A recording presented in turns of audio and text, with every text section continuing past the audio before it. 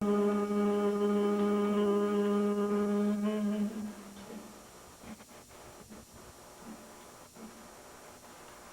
all should sit properly first and concentrate.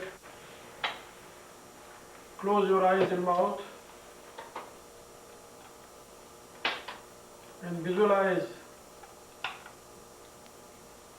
Lord in your heart and create this holy sound Omkara 3 times. Then meditate some minutes.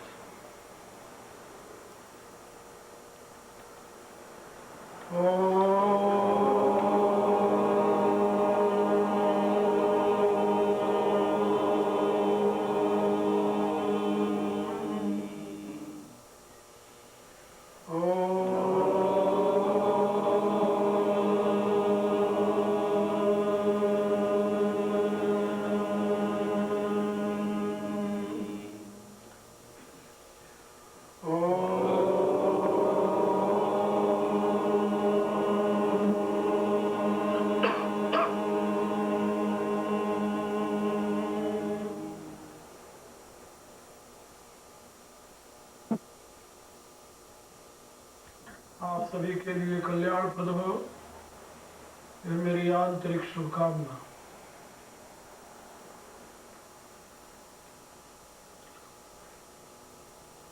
आज से यहाँ पर आप लोगों को भगवान मारुति के परम पुनीत पवित्र चरित्र का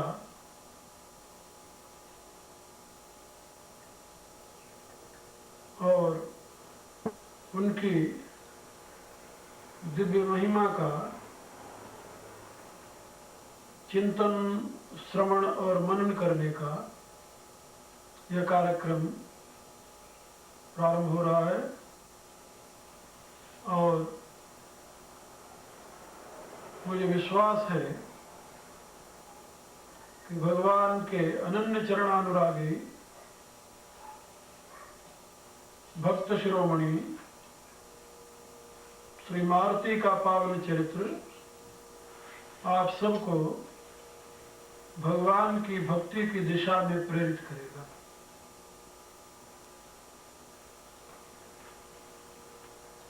भगवान की महिमा भक्त की महिमा से ही जुड़ी हुई होती है। शास्त्रकारों ने ऐसा कहा है कि जो लोग भगवान को प्राप्त करना चाहते हैं उन्हें पहले उनके अनन्य चरणानुरागी भक्तों की शरणागति स्वीकार करनी होगी। भक्त की कृपा भगवान के अनुग्रह में हेतु होती है और भगवान का अनुग्रह ही जीव के कल्याण का एकमात्र साधन है। हमारे यहाँ इतिहास में जो वैदिक साहित्य है और जो पौराणिक साहित्य है उनमें दास्य भक्ति के परमाचार्य भगवान मारुति, मारुति से श्रेष्ठ अन्य किसी भक्त की कल्पना भी नहीं की जा सकती। भक्ति के कई भेद हैं जिसमें साख्य, वात्सल्य, माधुर्य, दास्य और इन सभी के अलग अलग आचार्य हैं। उनमें दास्य भक्ति के आचार्य भगवान मारुति, हनुमान। रामचरित्र भारत के इतिहास का श्रेष्ठतम आदर्शमय चरित्र है। उससे श्रेष्ठ चरित्र की कल्पना दुनिया के किसी इतिहास में अब तक नहीं की गई। लेकिन वह रामचरित्र सर्वांग रूप से तभी पूर्ण होता है जबकि उसके साथ उनके अनन्य चरणानुरागी मारुति भगवान के चरित्र को जोड़ा जाए। हनुमान जी की महिमा रामायण में जब से वे भगवान से मिलते हैं तब से लेकर और उनके लीला संवरण तक काल में प्रत्येक पल प्रभु के साथ जुड़ी हुई है। इसलिए भगवान राम की भक्ति और उनमें अनुरक्ति प्राप्त करने के लिए इससे और कोई उत्तम साधन नहीं है, इससे और श्रेष्ठ कोई आधार नहीं है, अवलंबन नहीं है कि मनुष्य भगवान के अनन्य चरणानुरागी भक्त प्रवर भक्त शिरोमणि भगवान मारुति के चरित्र का श्रवण मनन और अनुकरण करे। पहली बात, हनुमान जी के विषय में आप लोग समझ लें। भगवान मारुति शंकर के अवतार है। हनुमान चालीसा में आप लोग पढ़ते हैं शंकर सुवन केशरी नंदन, तो वहां पर विद्वानों की राय है शंकर सुवन पाठ ठीक नहीं, शंकर स्वयं केशरी नंदन ऐसा पाठ है।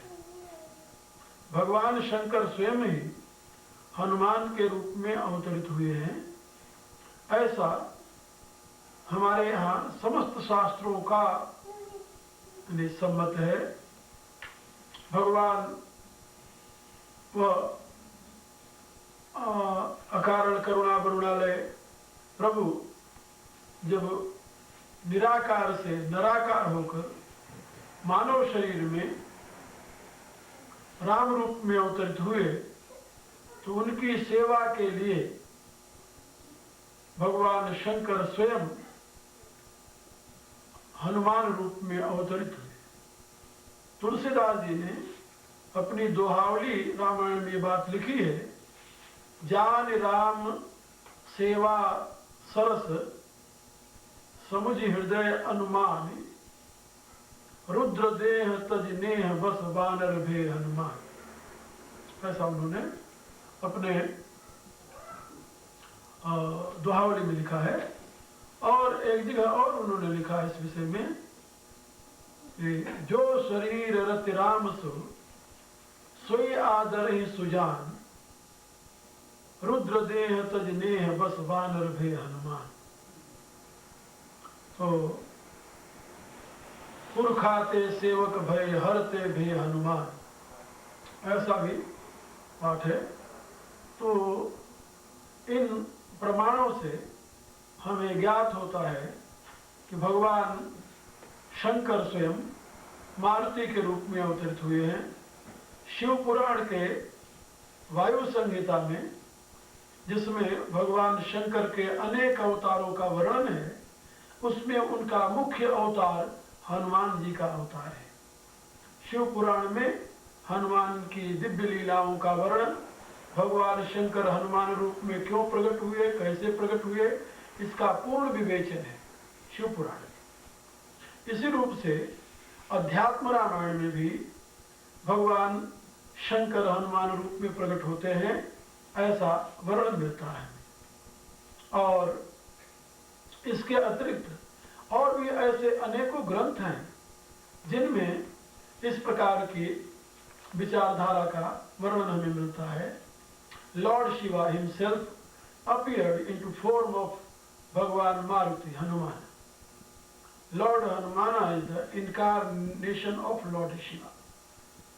Because Nirguna Nirakara Niranjana Nireh Brahma, formless absolute Brahma, Satchidananda, truth, knowledge and bliss, appeared in the form of Lord Rama. And for divine service, Lord Shiva himself decided that he has to appear into form of Hanuman. There was a great question that if Lord appear into form of Lord Rama, why not Lord Shiva appear in the human form? Why he become Vanara? So one great saint described about it that Lord Shiva thought about it that the servant must be lower than his master. So he thought that if I will appear into form of human body, it means human, every human has same nature and same desires and same form and so many things. There are many similarities. And Lord Shiva decided that the similarity among master and disciple or master and servant is not good. Due to this, he accepted form of Hanuman, a Banner, because Banner has no desire. Banner has no demand for place, no demand for food, no demand for clothes, no demand for anything. Only he can do better service of his, Reverend Lord. Due to this, Lord Shiva appeared into form of Hanuman. And because there is nothing common between two, Nar and Banner. But if a human, if he appeared into human God, then there are so many things common. So one saint explained in this way that due to this, Hanuman Lord Shiva decided, and he appeared into form of Hanuman as a banner. Okay, but that banner form was not permanent form, because he can change his form according to his own choice, his own desire. And many times we are seeing in the Ramayana, when Hanuman wants, he becomes a beautiful, handsome human being, and a young man, as a brahmachari, as a batu, as a brahmin, many times. And I will describe those, incidents. But this is the reason due to Lord Shiva appearing in form of Banner. तो मैं आप लोगों को ये समझा रहा था कि भगवान शंकर ये निश्चय करते हैं कि भगवान राम की सेवा के लिए हमें भी अवतार लेना है, क्योंकि जिस समय देवताओं ने प्रभु से प्रार्थना किया और प्रभु ने उनकी प्रार्थना सुनकर के स्वीकार किया और आदेश दिया कि तुम लोग बानर रूप धर करके पृथ्वी पर जाकर विचरण करो और मैं स्वयं मनुष्य रूप में अवतरित होऊंगा। कश्यप अदिति महातप कीना तिनका मैं पूर्व वर दीना, सो दशरथ कौशल्या रूपा कौशलपुरी प्रगट नर भूपा, तिनके गृह अवतरियों वाई अनशन सहित चारु भाई। ऐसा भगवान ने देवताओं को आदेश दिया और भगवान स्वयं निराकार से निराकार होकर राम रूप में अवतरित हुए। तो ब्रह्मा ने उस समय सभी देवताओं को आदेश दिया, कहा कि अब तुम बानर तनुधर धरण में हरिपद सेवा उजाय, क्योंकि रावण ने वरदान मांगा है कि हम काहू के मरहि न मारे, बानर मनुष्य जात दुई बारे। मनुष्य और बानर के सिवा हमें कोई मार न सके। And Ravana got boon from Brahma that my Lord give me a boon, and besides the Nara and Banara, human being and monkey, no power can kill me. It means he decided that what human being and what these monkeys will do, and these are my own food. So due to this, if anybody asks a boon, oh Lord, give me a boon, without chapati, nobody can kill me. So besides chapati, nobody can kill me. It means chapati, how chapati can kill? Because chapati is daily food. So Ravana decided that Nara and Banara are daily food, because there are many Rakshasas in Ravana's family, their name is Manuja Ahari. Manuja Ahari means they decided that they will eat only human beings, not other things. They decided. And there were other categories too. They decided that they will eat not all human beings, but only Brahmin. Okay? So their name is in Ramayana, Khal Manujad Dvijamis Bhogi. They are, other are Manujad. Manujad means they all eat human beings. But there was some special category. They don't eat all human beings, they eat only Dvija, Brahmins flesh, because they decided that Brahmins are eating so sweet and their flesh will be sweet too. So due to this, they decided that they will eat only Brahmin. In Ramayana, Tulsidas indicated, Khala Manujad Dvijamis Bhogi. So, मैं इसलिए बता रहा था आप लोगों को कि भगवान के अवतार में नर और वानर स्वरूप धारण करने का ये अभिप्राय था। और दूसरी बात, जो भगवान से वरदान में मांगा है, हम काहू के मरई न मारे, बानर मनुज जाति दुई बारे। मनुष्य और बंदर इन दोनों को छोड़कर हम किसी से न मरे। तो एक रूप में तो भगवान अवतार ले रहे हैं, नर रूप में, तो वानर रूप में भी तो आना चाहिए कोई पावर। तो इसलिए भगवान शंकर वानर रूप में और भगवान श्रीमन नारायण नर रूप में अवतरित होते हैं। इसलिए दोनों उसकी वरदान जो है वो पूर्ण कर रहे हैं और दोनों मिलकर के फिर रावण का सर्वनाश करेंगे कि अपने वरदान अनुसार। तो ये रामायण में भगवान शंकर और भगवान श्री नारायण के दो रूपों में अवतरित होने का हेतु बताया गया है। तो हनुमान जी भगवान शंकर के अवतार है। अब वहां शिव पुराण में एक और कथा आती है और अन्य रामायण में भी है कि जिस समय भगवान शंकर ने निश्चय किया कि हम अवतार लेकर के वानर रूप में भगवान राम की सहायता के लिए जाएंगे, तो पार्वती जी ने एक प्रश्न कर दिया कि भगवान, रावण तो आपका अनन्य चरणानुरागी भक्त है, तो आप रावण की रक्षा करोगे या उसका विनाश करोगे? क्या करोगे? भक्त का विनाश करना ये तो शोभा नहीं देता। तो भगवान शंकर ने कहा कि देवी, तुम्हें पता नहीं है, रावण ने 10 मस्तक चढ़ा करके मेरे 10 रूपों की पूजा की है। रुद्र के 11 भेद हैं, 10 नहीं।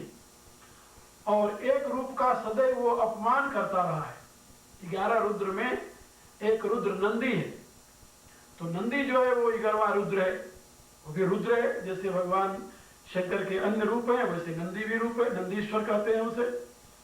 तो रावण हमेशा नंदीश्वर की अवहेलना करता था और उनका अपमान करता था, निरादर करता था। उनकी पूजा उसने कभी नहीं की। नंदीश्वर की, जो भगवान रुद्र का 11वां रूप है नंदीश्वर, तो नंदीश्वर की पूजा उसने कभी नहीं की। क्यों नहीं की? कि नंदीश्वर वृषभ रूप में होता है, तो वो सोचता था कि ये वृषभ रूप, पशु की पूजा हम नहीं कर सकते, पशु रूप की पूजा करना हमारे लिए यानी ग्राह्य नहीं। इसलिए उसने सदैव उस रूप का अपमान किया। तो भगवान शंकर ने कहा कि जिस रुद्र रूप का उसने अपमान किया है, उस अंश से मैं अब हनुमान के रूप में अवतरित होऊंगा और उस रूप से मैं उसके विनाश में कारण बनूंगा। इसलिए भगवान शंकर ने रुद्रावतार धारण किया। और तुलसीदास जी ने अपनी विनय पत्रिका में लिखा है, जैसे अंजनानंद अम्बोध संभूत, भगवान मारुति की प्रार्थना करते हुए, तो महादेव मुद मंगलालय कपाली, रुद्र अवतार संसार पाता, अनेकों बार उन्होंने ये संकेत किया है विनय पत्रिका में। तो विनय पत्रिका दोहावली आदि ग्रंथों से और प्राचीन के जो ग्रंथ हैं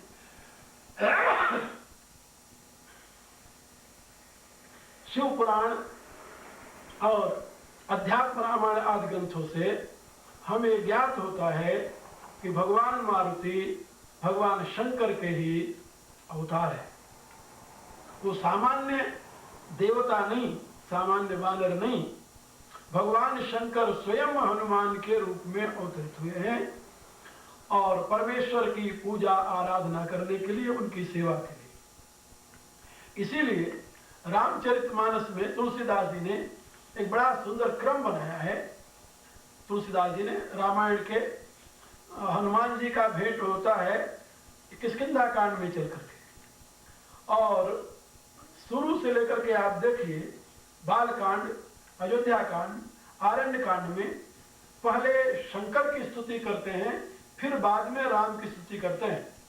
इन तीनों कांडों में प्रारंभ में जहाँ श्लोक है तो सबसे पहले भवानी शंकरो वंदे श्रद्धा विश्वास रूपिणो याभ्याम विना न पश्यन्ति सिद्धा स्वांतस्तमीश्वरम, और उसके बाद में फिर भगवान राम की स्तुति करते हैं। तो इसी रूप से अयोध्या कांड में भी पहले भगवान शंकर की स्तुति है, फिर बाद में नीलाम मुझे श्यामल कोमलागम आदि भगवान राम की स्तुति है। इसी रूप से आरण्य कांड में भी पहले शंकर की स्तुति है, फिर राम की स्तुति है।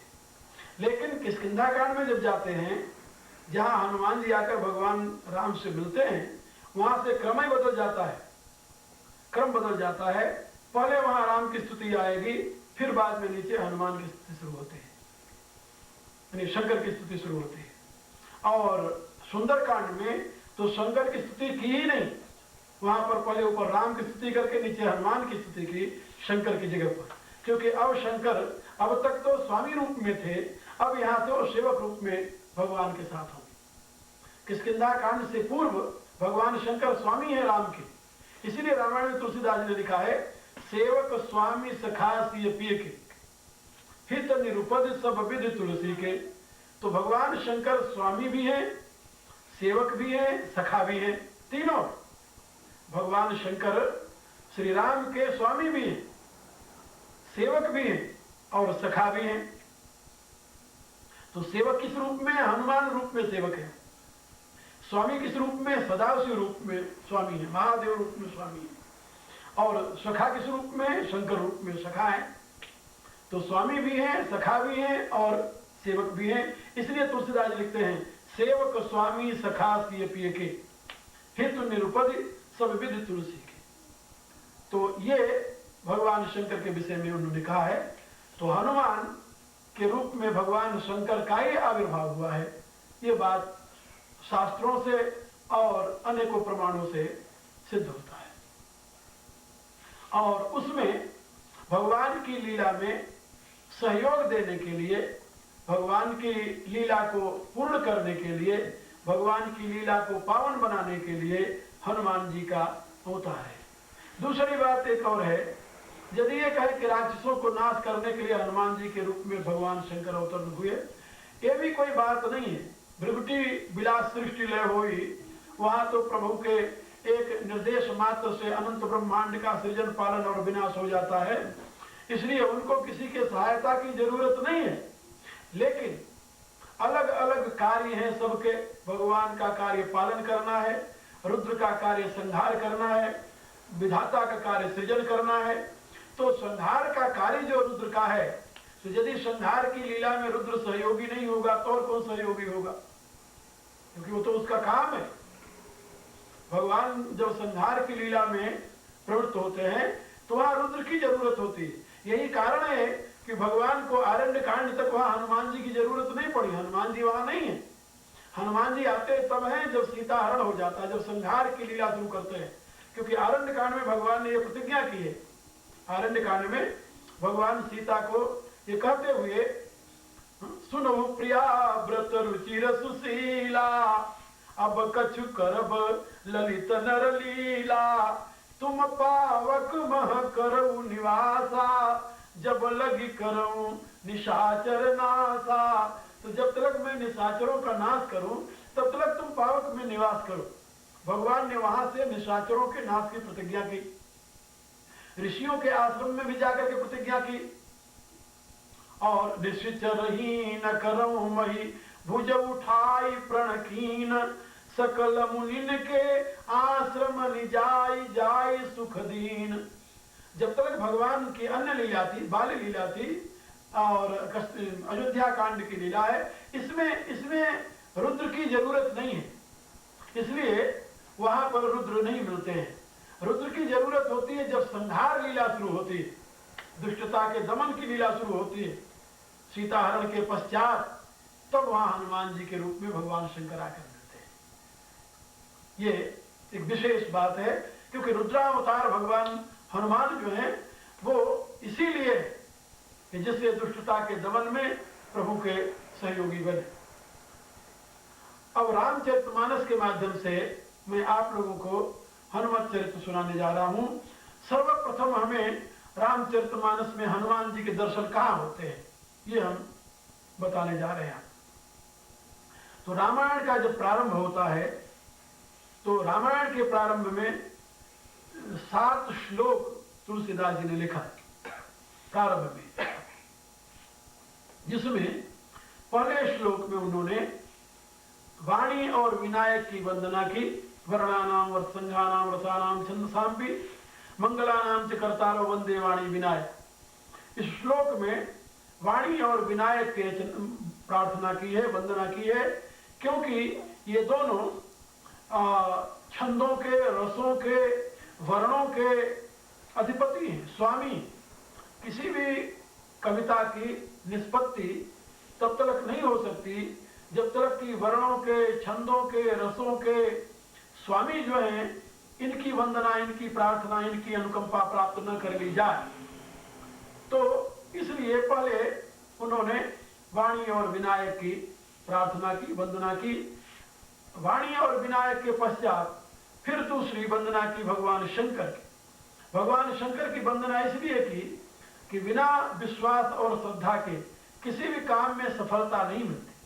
भगवान और शंकर श्रद्धा विश्वास की साकार मूर्ति, इसलिए भवानी शंकरो वंदे श्रद्धा विश्वास रूपिणो, ऐसा कहकर के याभ्याम बिना न पश्यन्ति सिद्धास्वांतस्तमीश्वरम।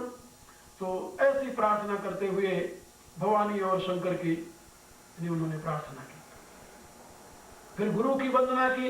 वंदे बोध में नित्यम गुरुम शंकर रूपिणम यमाश्रितो युवक रूपी चंद्र सर्वत्र वंदते। तो वाणी विनायक की वंदना, गुरु की वंदना, फिर भवानी शंकर की वंदना, और भवानी शंकर की वंदना के पश्चात जिस कार्य के लिए श्रद्धा विश्वास चाहिए, जिस कार्य के लिए ज्ञान चाहिए, जिस कार्य के लिए वर्ण, अक्षर, शब्द, छंद और रस की आवश्यकता पड़ी है, वो कार्य क्या है जिसको करना आप चाहते हैं? तो वो कहते हैं कि हम सीताराम गुणग्राम, श्री सीताराम के जो गुण समूह है उसमें विचरना, उसका संकलन करना है, उसको व्यक्त करना है, छंदोबद्ध करना है। यानी श्री सीताराम के गुणानुवाद को अक्षरबद्ध करना है। तो जिस श्री सीताराम के गुणानुवाद को आप अक्षरबद्ध करना चाहते हैं, उसके जो अधिपति हैं, उसमें जिसका प्रवेश है, जो आपसे पहले यानी उसके गायक हैं, चिंतक हैं, जब तक उनका आशीर्वाद, उनका वरदान, उनकी अनुकंपा न मिले तब तक उसकी पूर्ति कैसे हो सकती, उसकी जानकारी नहीं हो सकती। तो सीताराम गुणग्राम की जानकारी के लिए, भगवान श्री सीताराम के गुण समूह को जानने के लिए, समझने के लिए जो उसमें रमने वाले रसिक जन हैं उनकी वंदना करते हैं। और उनकी वंदना में 2 आते हैं। कौन कौन? कवीश्वर, कपीश्वर। सीताराम गुणग्राम पुण्यारण्य विहारणम वंदे विशुद्ध विज्ञान कवीश्वर कपीश्वर। यहां कवीश्वर कपीश्वर माने वाल्मीकि और हनुमान। श्री सीताराम के गुण समूह को सीताराम गुणग्राम पुण्यारण्य विहारणम, सीताराम, श्री सीताराम के गुण समूह रूपी पवित्र वन में विहार करने वाले सीताराम गुणग्राम पुण्यारण्य विहारणो, श्री सीताराम के गुण समूह रूपी पवित्र वन में विहार करने वाले जो विशुद्ध विज्ञानी कवीश्वर और कपीश्वर हैं, उनकी मैं वंदना करता हूं। क्योंकि कवीश्वर भी ऋषि होने के नाते वन में विहार करने वाले हैं, तपस्वी हैं। जैसे भरद्वाज जी ने कहा, सुनो भरत हम झूठ न कहीं, उदासीन तापस बन रहे। वनवासी हैं, आरण्यवासी हैं। तो ऋषि आरण्यवासी हैं और कपि तो सहज स्वभाव से ही आरण्यवासी होता है। तो ये दोनों आरण्यवासी हैं, लेकिन ये सामान्य आरण्य में नहीं रहते, जंगल में नहीं रहते,